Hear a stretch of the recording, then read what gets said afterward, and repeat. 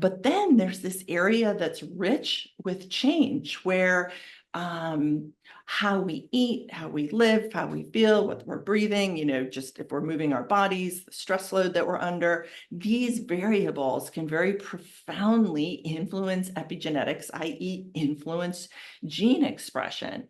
And it turns out that we just have an incredible amount of say in whether we're optimizing gene expression by our choices, our daily choices, our habits, or not. And it turns out these choices really make a difference in epigenetic clocks, in the rate of biological aging. What if aging isn't about slowing down, but leveling up? I'm Dr. Isaac Jones. This is the Longevity Leaders Podcast. I'm Dr. Isaac Jones, and this episode is part of our exclusive series recorded at the Exponential Longevity Summit, a global gathering of cutting-edge health experts exploring the edge of human performance, health span, and longevity. Let's get into it. All right, welcome everyone. This is Dr. Rudy Mueller, and today we are joined by Dr. Kara Fitzgerald, who is a leader in epigenetics and longevity research. Her groundbreaking clinical studies have really shown that a targeted diet and lifestyle intervention in reversing biological age is possible, and we can get that reversal anywhere from 3 to 4 years, men and women, within just 8 weeks of intervention. So Dr. Fitzgerald is the author of The Younger You and the companion cookbook, Better Broths and Healing Tonics, sharing the science behind her approach really to aging and reversing aging. She's a naturopathic physician with extensive training in nutritional biochemistry, has contributed to key functional medicine texts, and was honored with the Rosalind Franklin Society Special Award in Science for her research. I have had the privilege of listening to Dr. Fitzgerald speak at numerous conferences, whether it be A4M or the Institute for Functional Medicine. So it's a pleasure to have you on today and to hear your expertise, Dr. Fitzgerald. Yeah, it's great to be with you today. Thanks for inviting me on. Yeah, absolutely. So I think just to kind of start, when people hear biological age, what should they be thinking biological age is? And then let's dive into a little bit more detail around epigenetics and longevity. Yeah, for sure. So chronological age is the number of birthdays we've celebrated. We can't change that. It is what it is. Biological age is the rate that we're physically aging. And that's where science is really putting a serious stake in the ground, or many stakes in the ground, because it turns out that we have say in our rate of biological aging. I mean, we all know people who look older than their chronological age, and we know people who look younger than their chronological age. And there's actually a really interesting study suggesting that that's accurate, that if we look old, in fact, if you measure the rate of aging, that individual is probably aging at an accelerated rate. So there's just an epic amount of science happening right now in investigating biological age and how we can, slow it down. Yeah, and I think, obviously you're leading that movement in your research. So when we're talking about your work, it really emphasizes the importance of epigenetics in aging. So could you explain to us a little bit about epigenetic modifications that really influence this aging process? And then what are some practical steps we can take that will positively affect our epigenetic expression? Yeah, so I want to give a little bit of background. There's a little bit of a tussle happening in the scientific space right now as to, there's a variety of tools around measuring biological age. The aging phenomena is incredibly complex. And so one of the things that we're doing is we're tightening up our terms. And what I would say that we showed in our research is that we slowed biological aging as measured by the epigenetic clock. So we changed specifically the epigenetic fingerprint of individuals towards something more useful. It's incredibly important, but there's this background tussle in the scientific community that makes me want to get my terms, buttoned up. So epigenetics is above the genes. Epigenetics is the study of of all of the biochemical variables that are influencing gene expression. So we've got the same DNA really in every DNA carrying cell. We have the same thing, but an eye cell is very different than, a skin or a muscle cell or a heart cell. I mean, it's very, very different. And this is epigenetics. So we've got these biochemical marks allowing different gene patterns to be expressed, in different cell types. It's extraordinary. And there's a continuum of epigenetic expression. So when an eye cell is not going to become a liver cell. So those epigenetic imprints are lasting, they're not changeable. An eye cell will always be an eye cell, or retina cell, or whatever whatever cell type you're thinking of. But then there's this area that's rich with change where how we eat, how we live, how we feel, what we're breathing, just if we're moving our bodies, the stress load that we're under, these variables can very profoundly influence epigenetics, i.e. influence gene expression. And it turns out that we just have an incredible amount of say in whether we're optimizing gene expression by our choices, our daily choices, our habits, or not. And it turns out these choices really make a difference in epigenetic clocks, in the rate of biological aging. So this is, the science is new. It's exciting. Just as I prefaced, there's a lot of change and growth happening. But the bottom line is that, we're being validated over and over again, things that our moms and our grandparents told us, eat your vegetables, exercise, just all of this tried and true lifetime of wisdom. I mean, there's really some truth in this when we look at gene expression. So let me just put a pin in it there, and yeah, you can ask me some clarifying questions.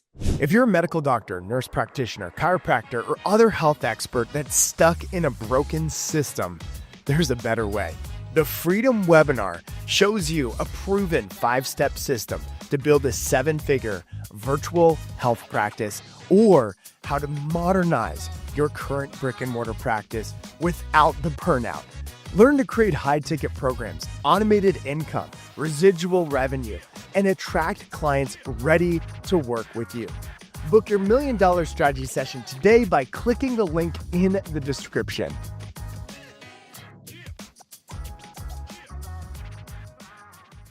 Well, I think, the importance of lifestyle and the impact on epigenetic age is, it's the foundation, right? We learned it through the Institute for Functional Medicine. We have that core base that we need, the foundation that we need to be focused on, whether it be diet, lifestyle, or exercise, sleep, stress, relationships, connection to religion, connection to purpose.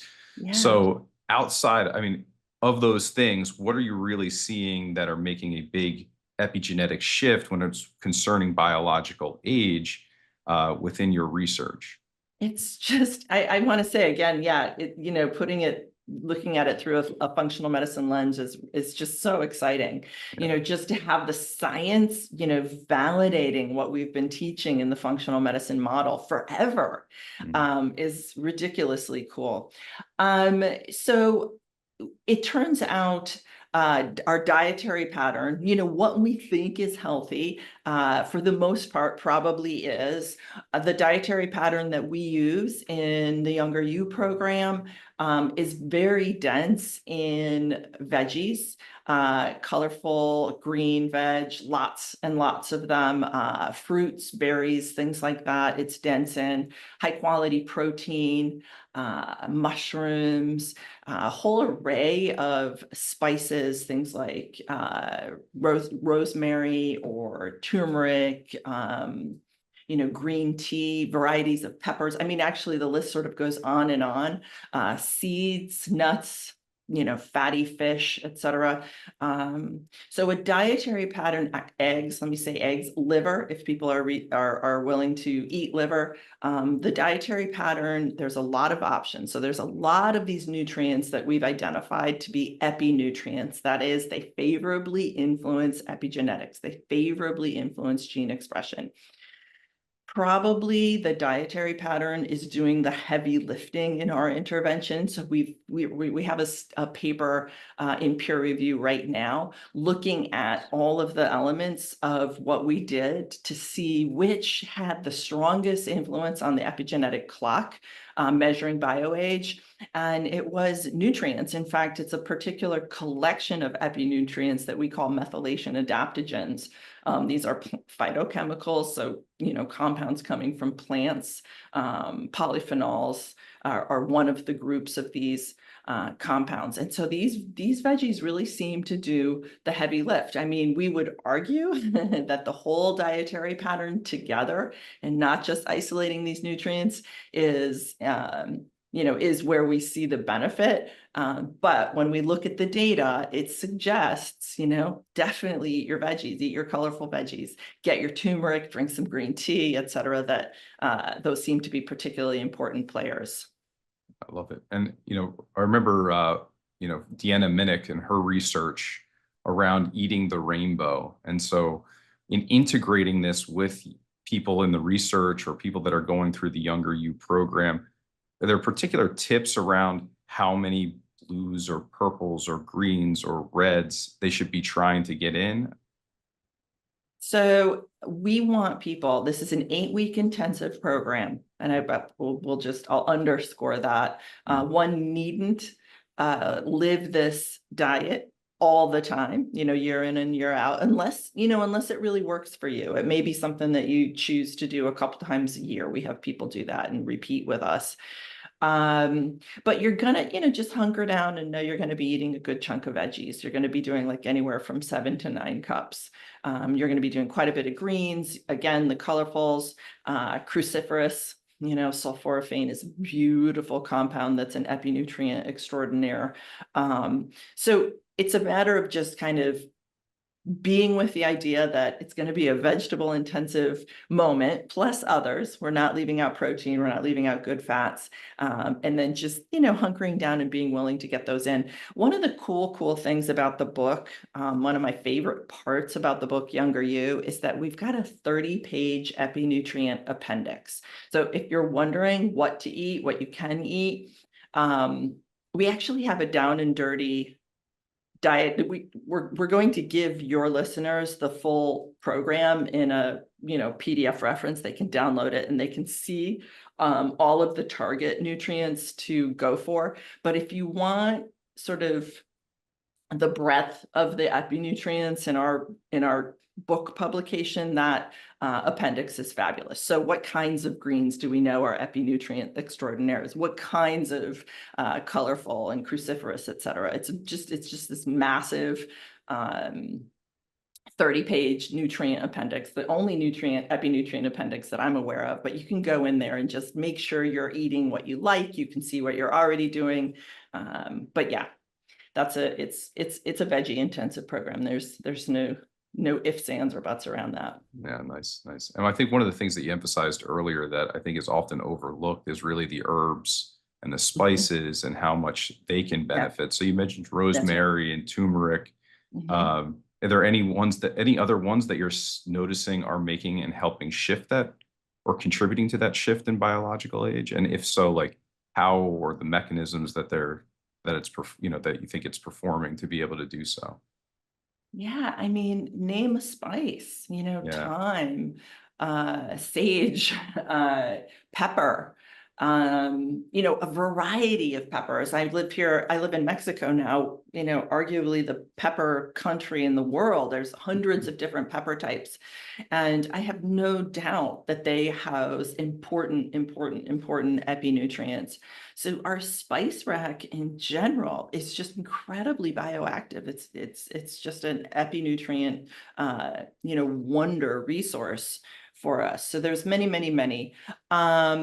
They influence the enzymes involved in methylation, involved in DNA methylation, one of the fundamental biochemical processes that influence gene expression, which genes are on and which genes are off. And so we want the best genes on, the ones that are associated with health and longevity, and we want the ones that promote disease to be really turned off. I mean, it's It's that simple.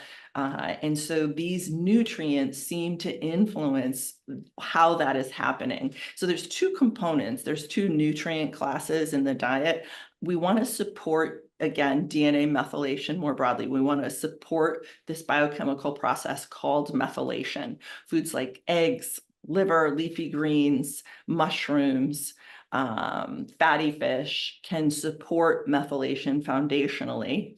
And then you need to direct sort of how and where methylation is happening. And that's this layer of nutrients. And to your point, spices are a rich resource of these sort of traffic directors. So methylation, we want methylation to be happening with the foods in our diet. We want to support methylation with the foods and then direct how and where methylation is happening specifically. So good genes are on and then, bad genes are off. And so we can do that through all of this information that we're getting from our food.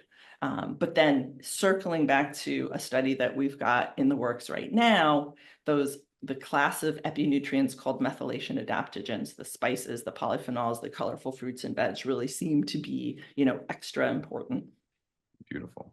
And so one tool that I've really utilized from, I think, your teachings and Deanna Minnick's teachings is providing our patients with right, a food diary, right? Be mindful of what you're eating, but then also to be able to like grab a box of crayons or markers and then be able to label out, I ate 4 greens today and 2 blues, purples, reds, oranges, and then really track that over the week of that food diary to be able to see what kind of nutrients they're getting in, just as a way to take inventory of what you're doing before implementing a program like the Younger You program, and then while you're implementing the Younger You program. So I can appreciate so much how those polyphenols, those nutrients that we're getting from those wide variety of vegetables and fruits and spices really can impact our epigenetics and, even the methylation.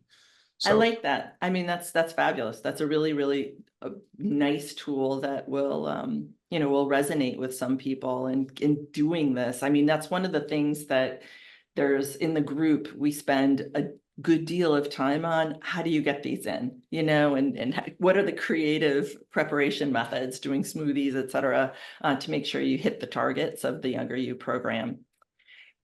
There's a woman who reached out to us recently who has done an extraordinary job above and beyond kind of reversing her biological age as measured by methylation, who just thinks about it in quantity. She's like, I basically eat a pound of veggies a day.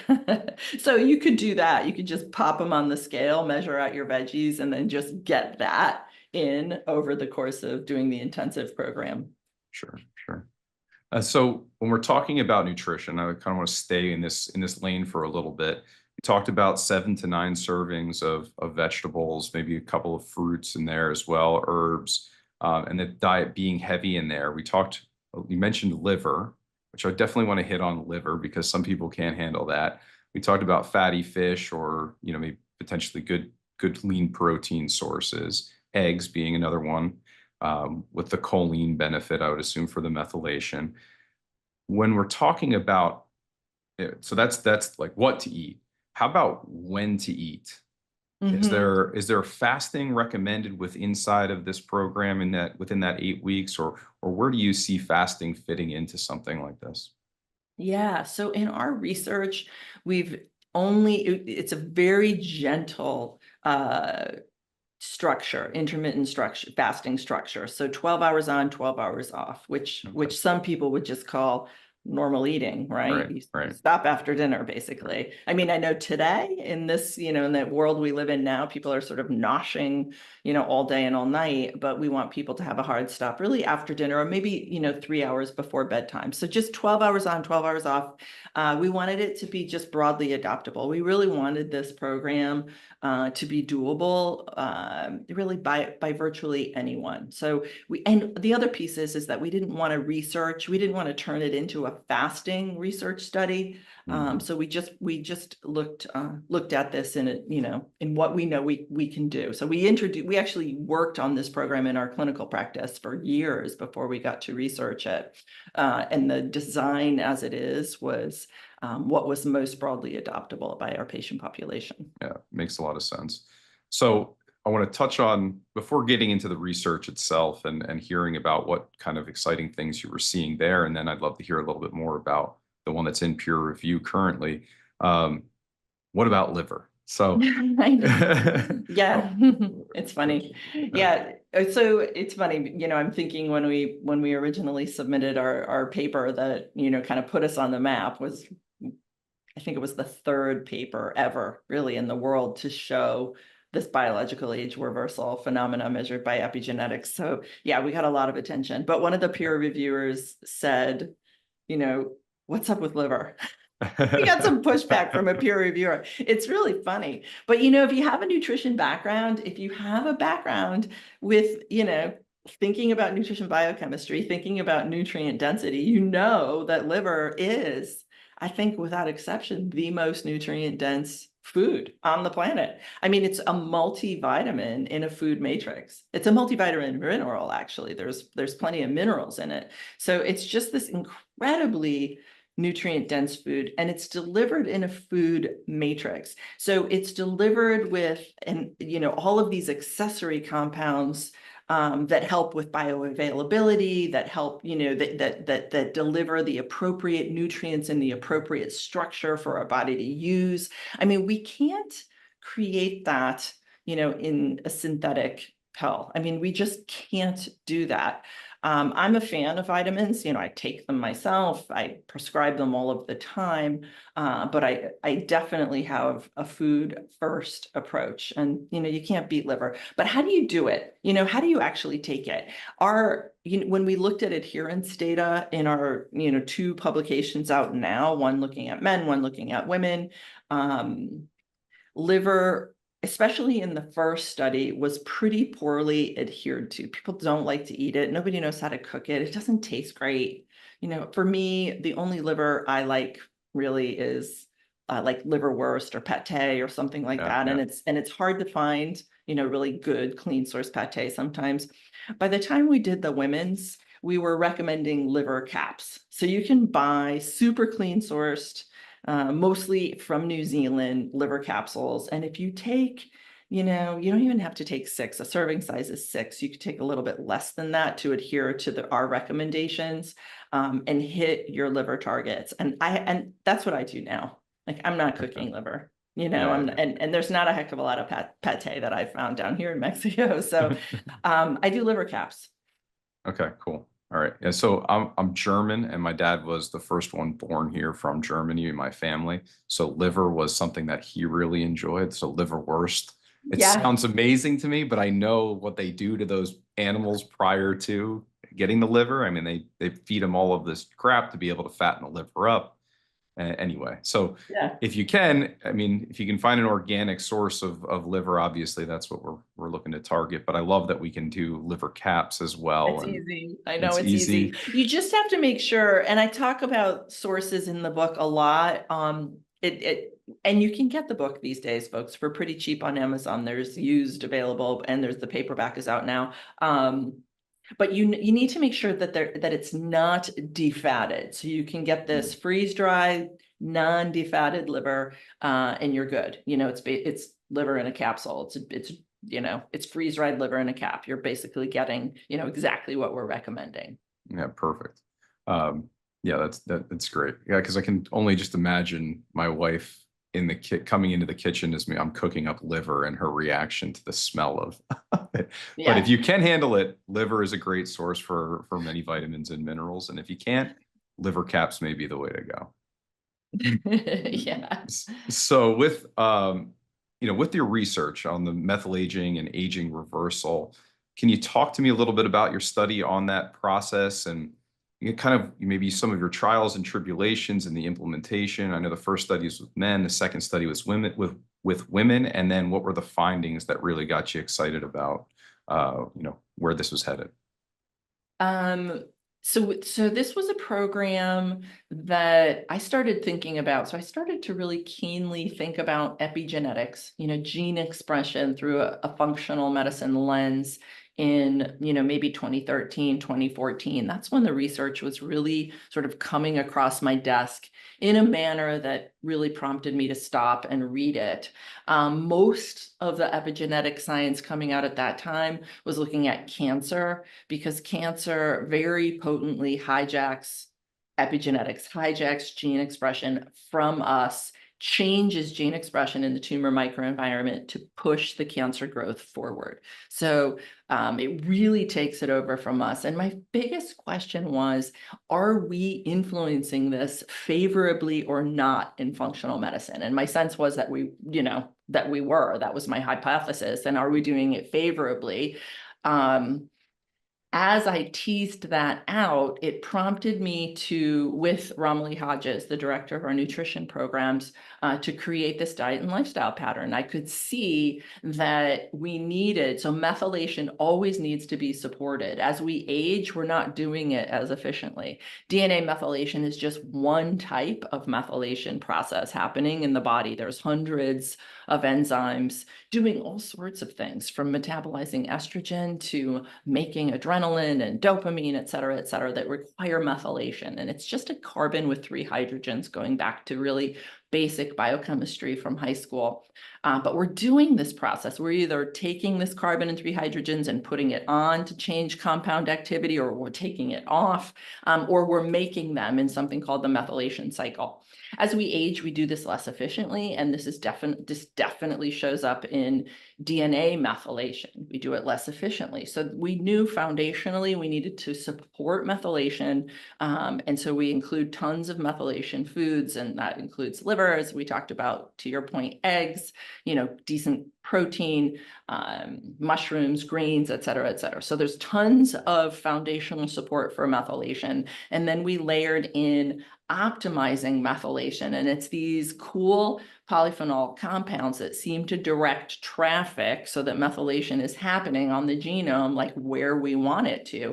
And going back to cancer, which was our original question, there was a lot of in vitro, so cell studies or animal studies, so preclinical, not looking in humans, but showing that these polyphenols are really incredibly important players in re-expressing those genes that the tumor microenvironment can turn off. I mean, it's amazing. So we look at these beautiful polyphenolic compounds and see that they've got this fundamental epigenetic role in protecting us from cancer. And we can actually see this in the chronic diseases of aging more broadly, but most of the science is looking at cancer. And so we built this program out sort of looking at the lens of cancer.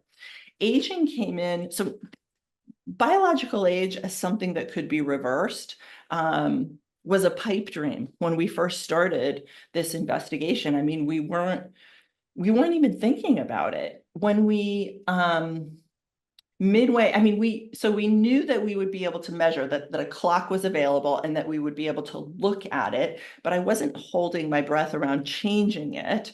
I did expect or hope that we would be changing gene expression, changing epigenetics favorably. But in terms of changing the epigenetic clock, we just hadn't seen that in humans. And Steve Horvath, really the father of this field, didn't think that it was possible in humans. So it was midway in our study that the first paper was released showing that these epigenetic clocks could be reversed in humans. And that was the TRIM study led by Greg Fay.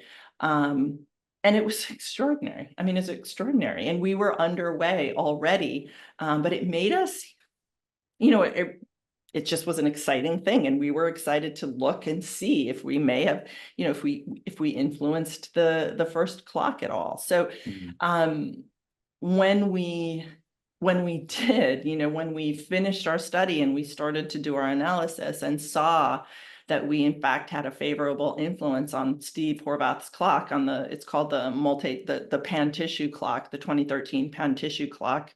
It was a big deal. It was really, really exciting for us to see that we had done that. And it, commensurate to that finding, the paper got a lot of just a lot of attention. It was very, very exciting. So we showed in our treatment group a epigenetic age reversal of over 3 years as compared to the control group. So it was the first study of its kind. So it was the first in a lot of ways. It was the third looking at these epigenetic clocks in humans, but it was the first with a control group. So we could see that we did something differently than the control group did. They didn't have that same change.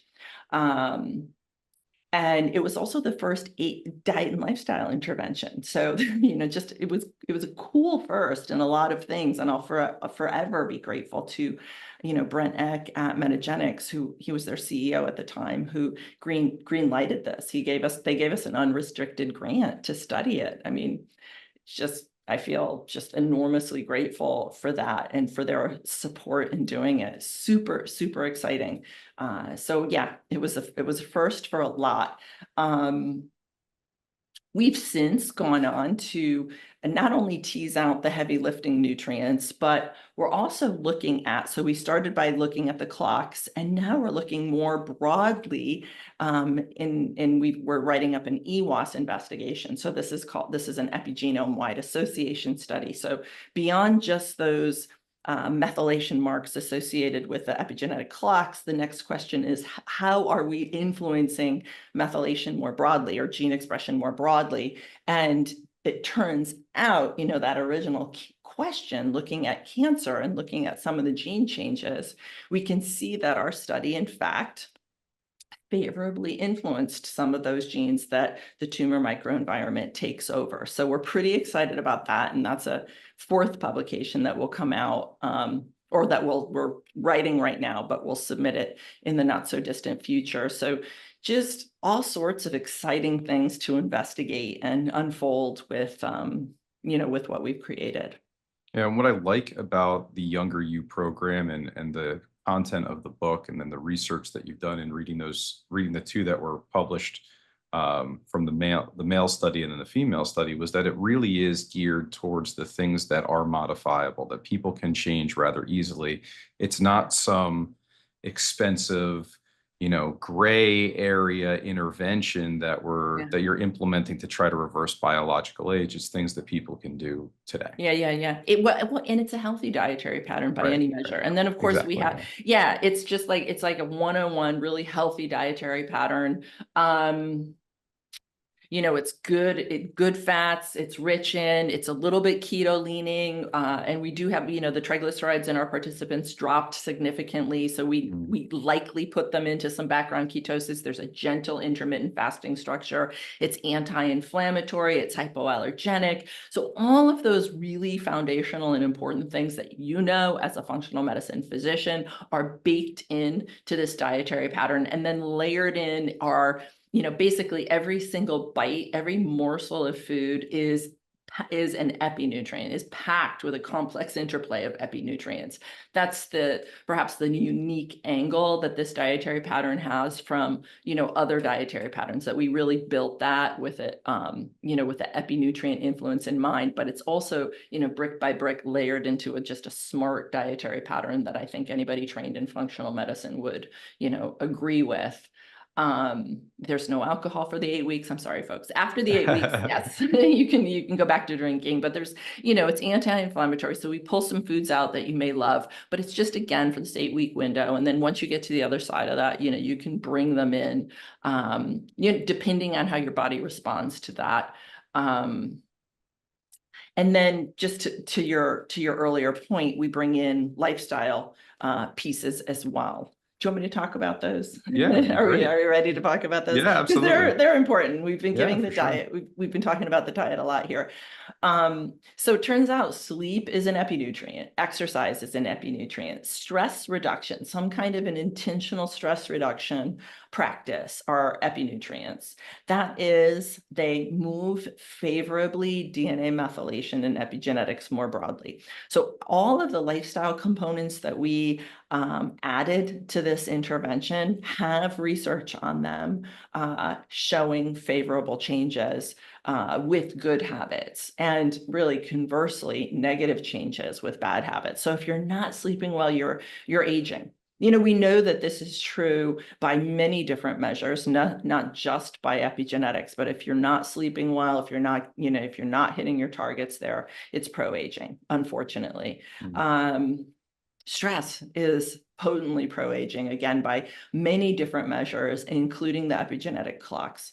High chronic stress. I'm not talking about short-term sort of healthy stress of exercise or, something exciting happening, but just that long-term grind that so many of us in the US are exposed to. That is incredibly pro-aging. Meditation, it turns out, is anti-aging.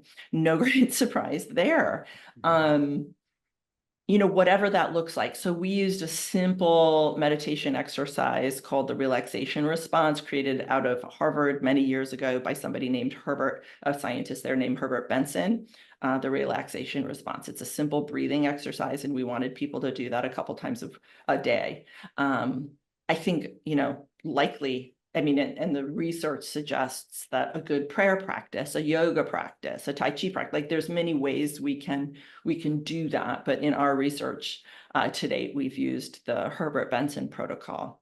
Exercise is an epinutrient extraordinaire. Exercise, if you're looking at the epigenome, looks like kale. I swear, like it moves some of the same genes as, a really good, veggie choice does. It's amazing. It will help those negative cancer patterns that I talked about very potently. And one of the cool studies that I love so much is that it's most effective in older adults. So the epigenetic benefit of exercise is actually stronger the older you are. How cool is that? So every element of the program is designed to optimize epigenetics and specifically DNA methylation. I like the reclassification of these lifestyle factors as epinutrients, right? Because all of them are impacting that epigenetic or the epigenome, and also, can be considered or thought of as a nutrient because of how it's impacting the epigenetics. So, it's similar. I know. Right. Like if you could do a blind study and say, was this a vegetable or was this exercise? I don't know that you would always be able to tell the difference. It's pretty cool. Right. Yeah, that's really neat. And, something that you mentioned earlier was the community and connection and prayer practice, like a connected. We obviously couldn't study that in a, Right. in a randomized control study, like have, the control group, no community, no contact. Yeah, And right, then, right. our group, lots of community, lots of hugs, et cetera. But of course, those are important players as well, and science bears that out. Yeah, I think, a lot of the research that the retrospective research looking at the blue zones and seeing all of the commonalities between these different areas, whether it's Okinawa or the Adventists, Adventists. Seventh-day Adventists. Yep. That they have they have the community, they have, a higher power, they have prayer, they have movement involved. And it's not go out and let's jack up your VO2 max and see how great we can get that. Although I think that can be beneficial. I'm not trying to take it away from it, but it's just movement, regular movement that we were designed functionally to do. So yes, that's right. I couldn't agree with you more, on both ends. If you're up for some high intensity interval training, it's smart. We didn't put that into our program, again, because we wanted it to be broadly doable. So our exercise recommendation, it was simply, a minimum of 30 minutes, 5 days a week, with a perceived maximum exertion of between 60 and 80. A perceived exertion between 60 and 80 of your max. So what you think is 60% to 80% of your max, and you choose what it is you want to do. So I'm an exercise, I'm a committed, fairly intense exerciser. But for this program, we're meeting people where they're at. Yeah, and that's what's really nice about the program too. So to shift kind of gears from being, more group oriented to maybe more personalized medicine, obviously with the background in functional medicine, and we are implementing personalized interventions that are specific to an individual. Are there key markers that people should be monitoring to optimize their specific health or slow aging or reverse biological age? Such a good question. So I would say, yeah, I have a couple thoughts there. Um, if you have the book or if you go to the website and on your summit page, there's a downloadable and you'll get all of the details to get over to my website and find these things. We have a biological age quiz. I mean, that could be the first entry point into this conversation. If you're completely new to thinking about biological age, you could take this quiz and this would give you an idea of what your habits are looking like.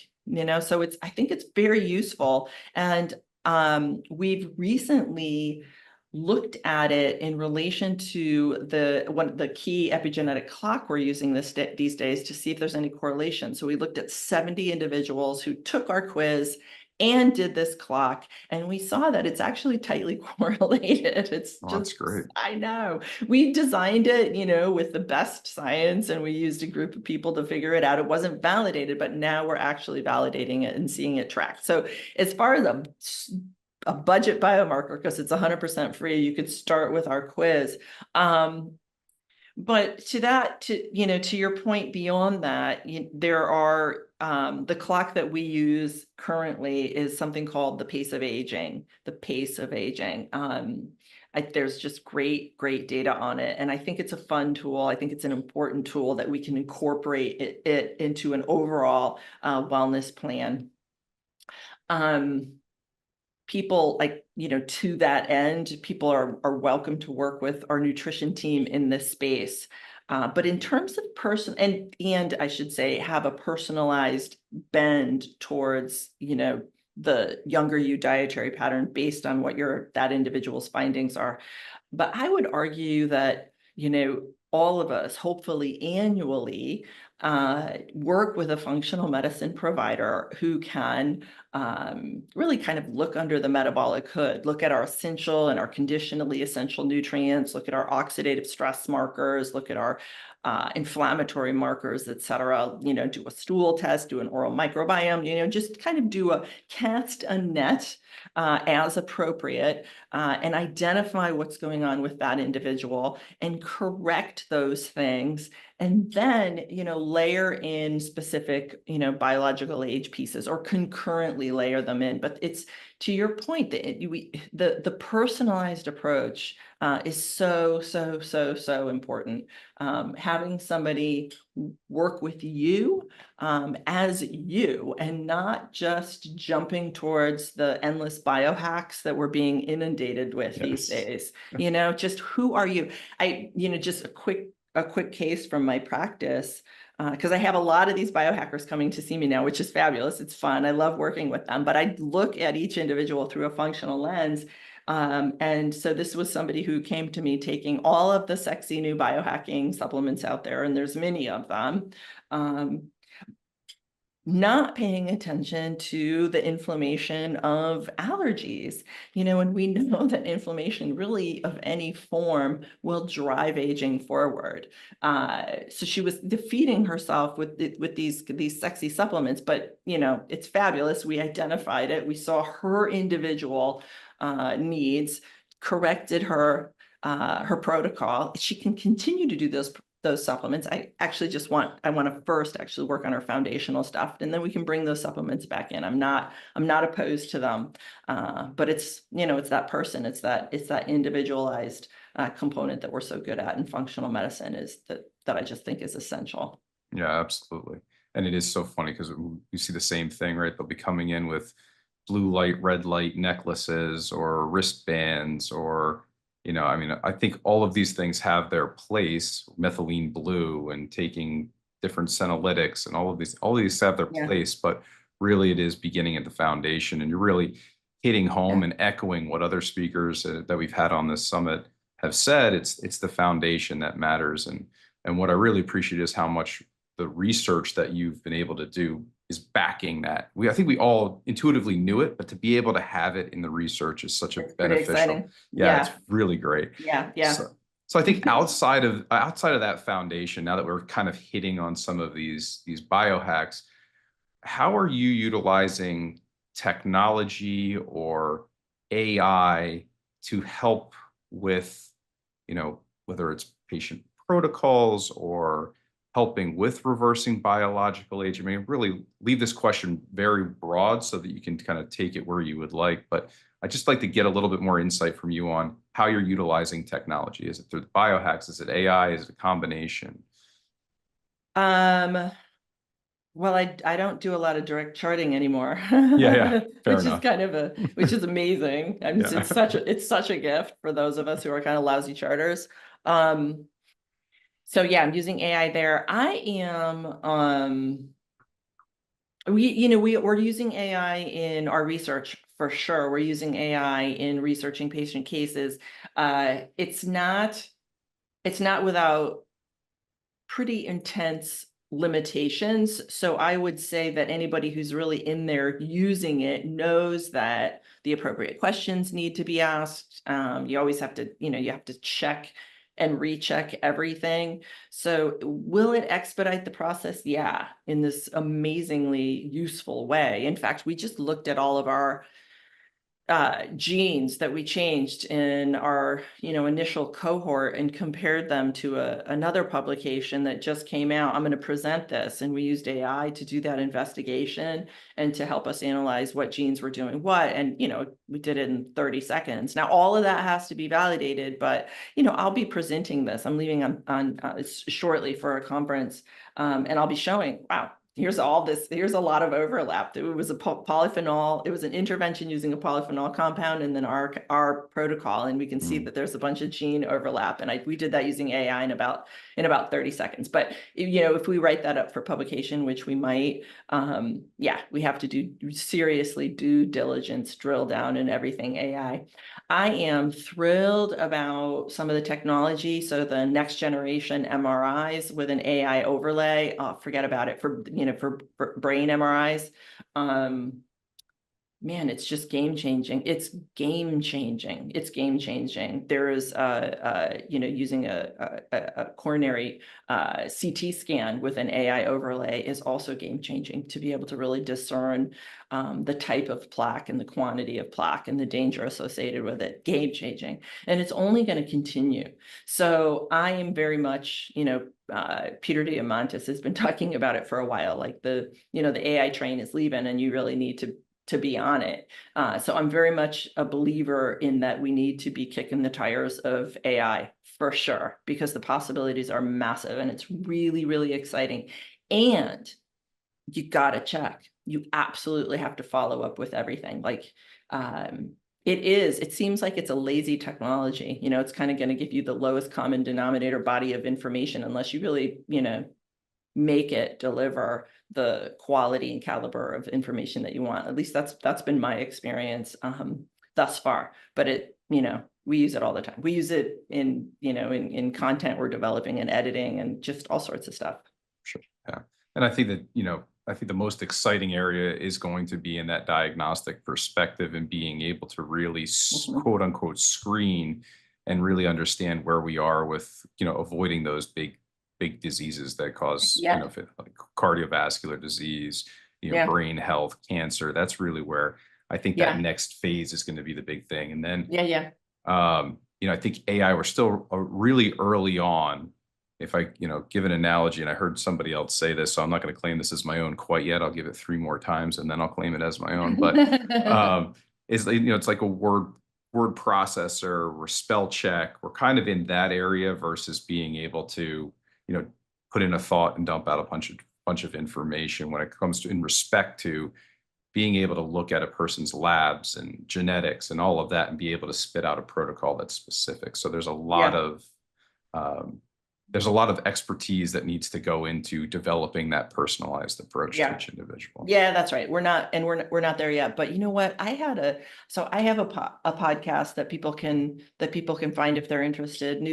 New Frontiers in Functional Medicine. And I talked to Nathan Price, who is tussling with this. So he's at the Institute for Systems Biology, and he's he's at Thorne as well. And they're working on a quote digital twin, which is, it's just really cool. It's really, really interesting. And so to be able to like throw interventions at that digital twin and see. It's you so this digital twin is you, and then you can go in there and try different cocktails of interventions and see.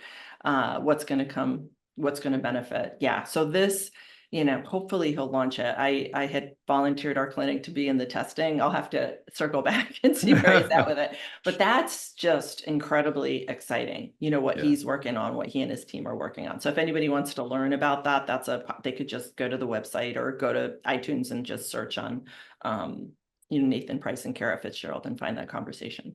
Yeah, and I'll just echo this. You have a great podcast with some really interesting people on there. So definitely, if you want to continue to learn more about this, check out her Kara's podcast. I think we've covered a lot here today. Is there anything additional that you really want to mention that you're excited about in this space? And then then I want you to open it up and really, if people are interested in learning more about you, we've mentioned the podcast, we've mentioned the book, but where can they get more information? I am ridiculously excited about this space. So I just mentioned that conference that I'm preparing a slide deck for. And, there was a time when I was presenting on the Younger You program, which, we called it the methylation diet and lifestyle before it was christened the Younger You program. And there was crickets, like there was just nobody doing anything like it. And I think there was some eyebrows, like, what is this? And it was by the grace of, getting this unrestricted grant that we got to really study it and contribute to the first data in humans. So as I was preparing this lecture, I just hopped in to look at what's happening using, nutrition and lifestyle interventions, looking at biological age as measured by epigenetics, looking at epigenetics more broadly and the influence of nutrition. And there are study after study after study after study. So I limited it to 2022 to 2024. And there's just a ton. There's an explosion of research in looking at nutrients, looking at polyphenols, looking at lifestyle in humans in this space. And it was just really, really exciting to be able to, report out. I will go to this conference and just report on this explosion of science that's happening that we've been thinking about in functional medicine for so long. But the reality is, there it is, clinical study after clinical study. And it's just, and, retrospective investigations and all sorts of stuff, just, at a breakneck pace coming out, looking at, nutritional epigenetics. And man, it's very, very exciting and satisfying. I just, I expect we'll just see this moving forward, and we want to continue to research. We're working on grants through the NIH. We're refining the program. So like the Younger You 2.0, in the clinic, thinking about personalized medicine, taking the Younger You principles and really interpreting them through the individual. So just creating a Younger You program that's individually tailored to that human sitting in front of you and then their specific needs. I think, I haven't tested it, but I think has the best chance of, the most profound biological age / epigenetic clock reversal. Certainly, in patient after patient, we see really good outcome using the dietary pattern interpreted for the individual. So I just, I'm very excited about the field. I'm just really, really excited. I think some of those more sophisticated and sort of out there hacks are probably going to come to pass and become a part of the functional medicine world as well. Those are still, thinking about Yamanaka factors and so forth and so forth. They're not ready for prime time in humans at this point, but I have my eye open on it, and to your point, bringing AI in and doing the heavy lift for us. I've got my eye towards that as well. So it's a very exciting time. And then, coming over to our website. So first of all, we're going to gift you with the program. It's an awesome, beautiful PDF of all of the important elements of the program. So your listeners will, or the people who are participating in the summit can download that and get it. And then if you want to have that interpreted for you by one of the nutritionists on my team or one of the physicians who know this inside out and who've participated with me in the research around it, you can work with our clinic. And then I'm also adding that we have that BioAge quiz. So get the download. It'll guide you over to the website. You can, figure out what you want. And I think people will enjoy, incorporating some of these Younger You elements into their lives. Awesome. Well, certainly it's a very generous gift and greatly appreciate it. Thank you for your time today, Dr. Fitzgerald. Appreciate you. And yeah, I mean, it was a great interview, and I think that we've simplified things, and the research that you've been able to provide with reversing anywhere from 3 to 4 years in the biological age is impactful. And I love the fact that if I go into PubMed and I search epigenetic age or biological age and interventions or polyphenols, I'm probably going to see this hockey stick that Yeah. really, you were at the beginning of, and now we're seeing more and more research. So It's so exciting. Yeah. yeah, really cool. Well, thank you again. I appreciate your time. Yeah, thank you. Thanks for listening to the Longevity Leaders podcast. Our Longevity Leaders community is on mission to transform 100 million lives by 2040. If you enjoyed this show, please share this with somebody that you know, especially another doctor or physician, but also click that follow button. Until next time, stay strong and live long.